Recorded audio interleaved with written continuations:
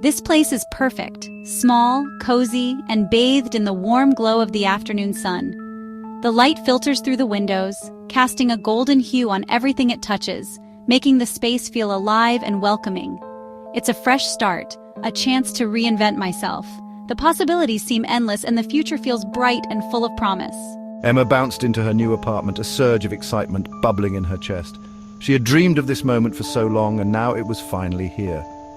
Unpacking felt therapeutic, each item placed with care, marking her territory. Every book, every trinket, every piece of furniture found its place, creating a space that was uniquely hers. A wave of contentment washed over her. This was hers, a haven in the bustling city. She felt a sense of accomplishment and peace, knowing she had created a sanctuary where she could truly be herself. Little did she know, a pair of eyes watched her every move. Hidden in the shadows, someone was observing her with an intensity that sent a shiver down her spine. Who could that be? She wondered, her curiosity piqued and a slight unease creeping in. The doorbell rang, jarring her from her thoughts. She hesitated for a moment before walking towards the door, her heart pounding in her chest. On her doorstep stood a man, older, with salt and pepper hair and a smile that didn't quite reach his eyes. There was something unsettling about his presence. Mr. Grayson, welcome to the building. His voice was polite, but there was an underlying tone that made her uneasy. His voice was a low murmur, oddly soothing and unsettling at the same time. It was as if he was trying to put her at ease while simultaneously keeping her on edge. He brought with him the scent of damp earth and something faintly metallic, a strange combination that lingered long after he left. It was a smell that seemed out of place in the city, a strange combination that lingered long after he left. A phantom presence in her new sanctuary. The unease it brought was hard to shake off. A phantom presence in her new sanctuary. Emma couldn't help but feel that her new beginning was already tainted by an unknown shadow. Days melted into weeks, and Emma settled into a routine. She found comfort in the predictability of her daily activities, whether it was her morning jog, her afternoon coffee, or her evening walks. The neighborhood seemed peaceful, almost idyllic, but there was an undercurrent of something she couldn't quite place. Still, a nagging unease clung to her, a constant shadow whispering doubts in her ear. It was as if the tranquility of her surroundings was a facade, hiding something sinister just beneath the surface. She often found herself looking over her shoulder, her thoughts clouded with an inexplicable sense of dread. Mr. Grayson, her overly polite neighbor, seemed to materialize at the oddest times. At the mailbox, by the stairwell, even at the local grocery store. His presence was almost ghostly, appearing out of nowhere and disappearing just as quickly, his gaze lingering a beat too long, making her skin crawl. It wasn't just the length of his stare, but the intensity, as if he was trying to read her very thoughts. She could feel his eyes on her even when she wasn't looking. A piercing sensation that left her feeling exposed and vulnerable. How was your day, Emma? He'd ask with a smile that never quite reached his eyes.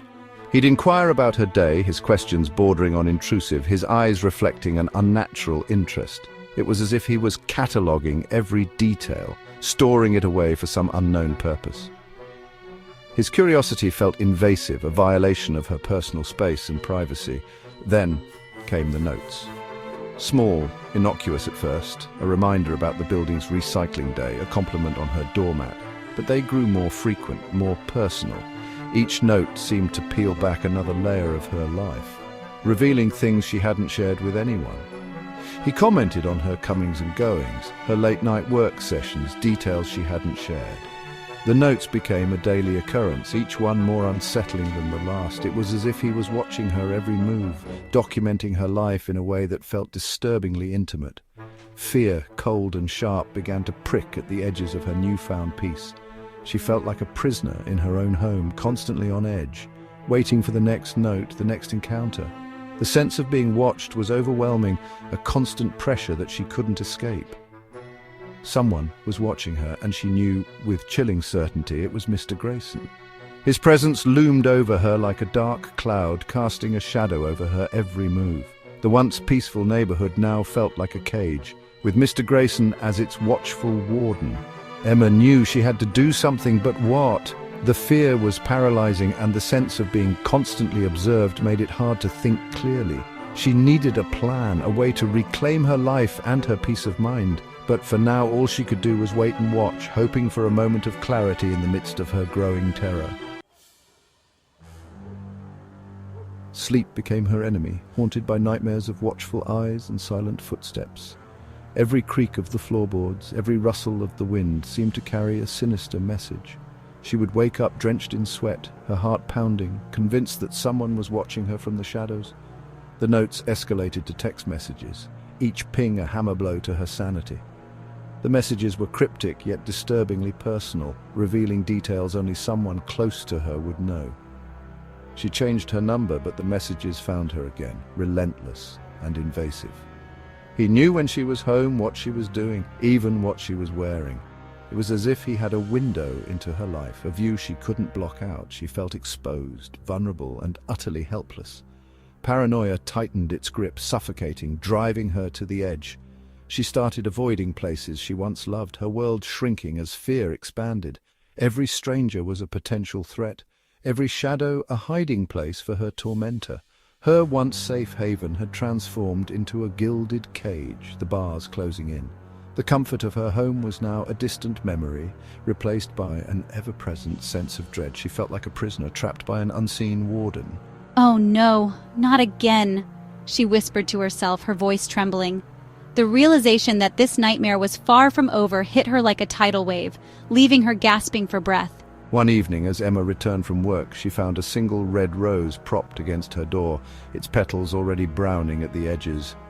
The sight of the flower, once a symbol of love, now felt like a sinister omen. A chill snaked down her spine. The rose was a message, a reminder that he was always there, watching, waiting. She felt a cold dread settle in her bones, knowing that this was far from over. This wasn't harmless eccentricity anymore, it was an obsession, and she was caught in its web. The lines between her life and his fixation blurred, leaving her trapped in a nightmare she couldn't escape. Fear, now a constant companion, whispered a terrifying truth. She had to confront him. The thought of facing her tormentor was terrifying, but she knew it was the only way to reclaim her life. She steeled herself, ready to take the first step towards ending this nightmare.